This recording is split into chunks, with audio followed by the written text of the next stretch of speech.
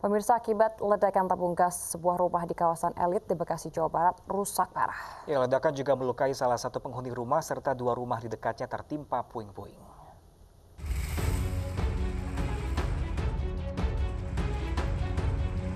Sebuah rumah di perumahan elit Kecamatan Rawalumbu, Bekasi, Jawa Barat ini rusak parah. Bagian depan rumah rusak dan atap rumah hancur. Dua rumah lain juga tertimpa puing-puing bekas ledakan. Sementara itu, satu mobil juga mengalami pecah kaca akibat tertimpa puing-puing. Kerusakan ini akibat ledakan tabung gas 12 kg yang bocor dari salah satu rumah. Kerasnya suara ledakan membuat warga sekitar terkejut. Salah satu penghuni rumah terluka akibat ledakan.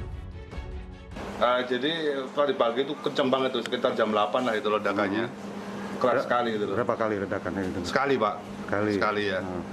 Katanya apa penyebabnya? Untuk sementara sih tadi polisi mengatakan itu gas yang bocor, Pak. Saya lagi di atas, terus kemudian tiba-tiba ada atap pada runtuh bawah. Terus saya lari, saya ajak istri, anak saya turun ke bawah. Terus di bawah ada ibu mertua saya, nah saya tarik ibu mertua saya keluar, kemudian dibawa ke rumah sakit. Jadi saya belum tahu kondisinya, kronologisnya, terjadinya karena apa, saya benar nggak tahu. Polsek Bekasi Timur dan Polres Metro Bekasi Kota masih menyelidiki penyebab bocornya tabung gas. Dari Bekasi, Jawa Barat, Rahmat Hidayat, iNews melaporkan. Ya, pemirsa, bocah 9 tahun tewas tertimpa pagar sekolah saat bermain usai pulang sekolah di Subang, Jawa Barat. Dan korban sempat dibawa ke rumah sakit namun nyawanya tidak tertolong dalam perjalanan.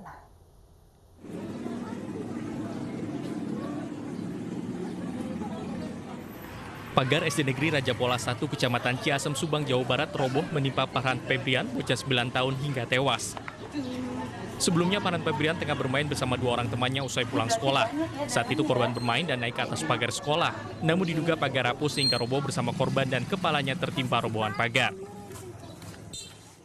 Korban Farhan Febrian sempat dibawa ke rumah sakit namun nyawanya tidak tertolong saat dalam perjalanan. Menurut kakek korban, ia hanya mengetahui cucunya pamit berangkat ke sekolah, namun justru mendapat kabar korban mengalami musibah. Saya terus terang aja, Pak, untuk kejadian-kejadian itu kan saya nggak tahu jelas. Ya tahu-tahu saya ada yang ada bel, tetangga saya ngebel bahwa anak saya jatuh, cucu saya jatuh, saya kejar. Gimana sekarang? Di sekolahan. Saya kejar sana katanya di klinik, udah dibawa ke klinik. Setelah sampai ke klinik, ya cucu saya udah tidak tertolong. Ya keadaannya ya parah lah begitu. Entah kejadiannya untuk kronologi. Emang itu Pak di sekolah itu ada apa sih hingga si korban ke sekolah? Katanya belajar, Pak. Ya nggak ngomongnya belajar. Belajar kelompok apa gimana? Itu nggak belajar, masuk awal sekolah. Namun Kepala Sekolah SD Negeri Raja Pola 1 membantah adanya aktivitas tatap muka di sekolah.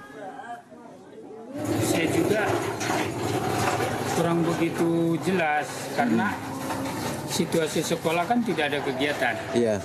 Satu, tidak ada kegiatan, dan lagi tidak ada jadwal untuk tatap muka.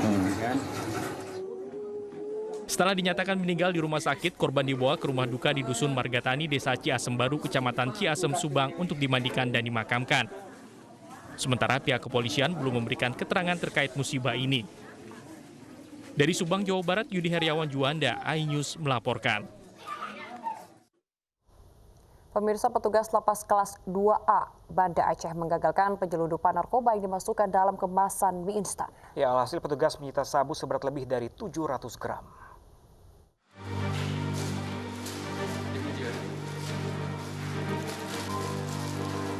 Narkoba jenis sabu seberat lebih dari 700 gram ini ditemukan petugas lapas kelas 2 Banda Aceh dari dalam kemasan mie instan.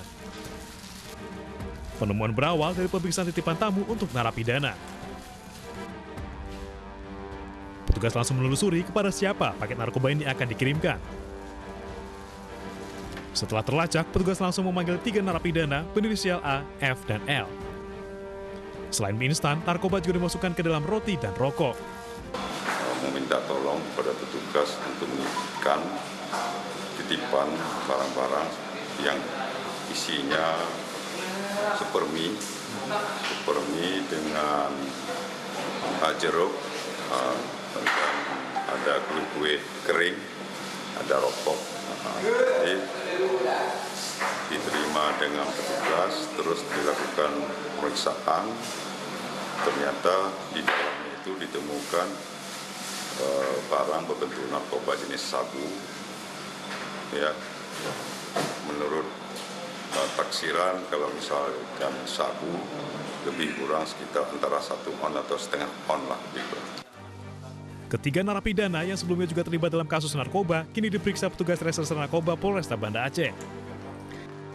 Selain membawa tersangka, petugas juga menyita 4 unit handphone yang digunakan napi untuk berkomunikasi. Dari Banda Aceh, Sukri Sarifudin, iNews melaporkan. Ya, pemirsa, aksi demo menolak keberadaan FPI terjadi di Wonosobo, Jawa Tengah. Demonstrasi diwarnai pembakaran ban bekas.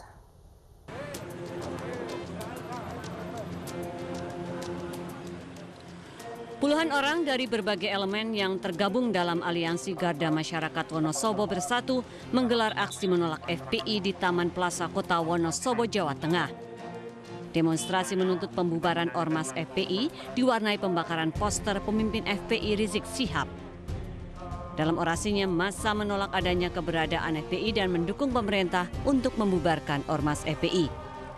Menghimbau kepada pemerintahan, TNI, Polri, pemerintahan yang punya kebijakan untuk membekukan, untuk membubarkan di semua level kelompok-kelompok radikal, FPI, HTI, dan sebangsanya. Setuju? Aksi demo akhirnya dibubarkan petugas gabungan polisi TNI yang dipimpin Kapolres dan Dandim Wonosobo. Pengumpulan massa dalam demonstrasi menciptakan kerumunan yang dilarang karena berpotensi penyebaran virus COVID-19. Sebagai satuan Satgas untuk pencegahan COVID-19, apapun bentuknya demo, unjuk rasa dan lain sebagainya atau yang melibatkan kerumunan massa akan tetap kita cegah dan kita bubarkan. Walaupun itu mungkin misinya positif, tetap akan kita bubarkan untuk mencegah penyebaran COVID di wilayah Kabupaten Wonosobo. Demonstrasi sempat mengganggu arus lalu lintas hingga polisi menutup jalan menuju Pasar Induk Wonosobo. Dari Wonosobo, Jawa Tengah, Didik Dono Hartono, iNews melaporkan. Pemirsa, setelah sempat bekerja selama 3 tahun di sebuah tempat penitipan anak, sejak tahun 2017 lalu, Vivi Virgianti Darmansyah merintis bisnis daycare di rumahnya di Middleton, Maryland. Ya, selama pandemi, daycare Vivi sempat tutup selama 3 minggu ketika salah satu anggota keluarga Vivi positif COVID-19.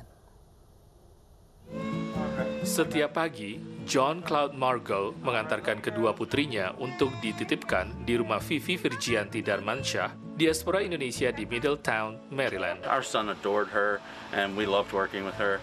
And then sadly, she left the school, but fortunately, she opened her own home daycare, and we decided to put both of our girls here, and they've loved it. Vivi memang memiliki daycare atau tempat penitipan anak yang dirintisnya sejak November 2017. Setelah sempat bekerja di bisnis ini selama 3 tahun. Ada 7 anak yang dititipkan di sini dengan rentang usia 18 bulan hingga 4 tahun. Makannya juga saya kan menyediakan dari sini breakfast, terus lunch sama snack. Itu juga udah diatur menunya per minggu gitu kan.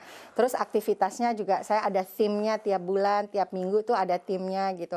Dengan adanya tim itu membantu gitu loh, kita organize apa saja kegiatannya. Aturannya, jumlah maksimal anak yang dapat dititipkan adalah 8 orang dan harus dibantu asisten apabila separuhnya berusia di bawah 2 tahun. Vivi sempat memiliki asisten, tapi setelah aturan tinggal di rumah diterapkan, ia bekerja sendiri untuk mencegah penularan virus corona dari luar. Sehingga sejak pandemi, ia hanya dibantu suaminya yang juga bekerja dari rumah menjaga anak-anak yang dititipkan dari jam 7 pagi sampai jam 6 sore. Karena saya itu ada essential worker, gitu, jadi saya nggak pernah tutup selama pandemi. Jadi jalan terus gitu. Karena waktu itu kan peraturannya pas akhir Maret itu semua ditutup kecuali untuk anak essential worker gitu.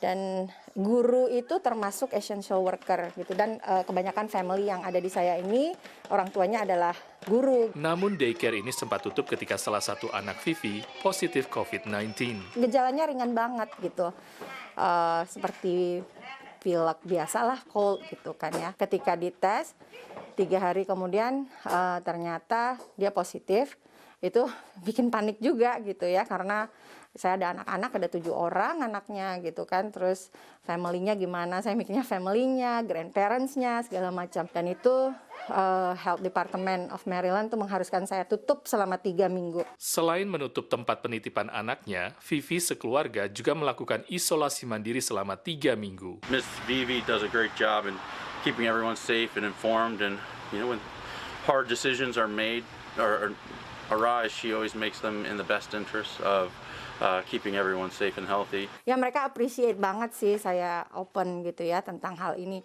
Memang nggak mudah gitu, kayaknya gimana gitu ya.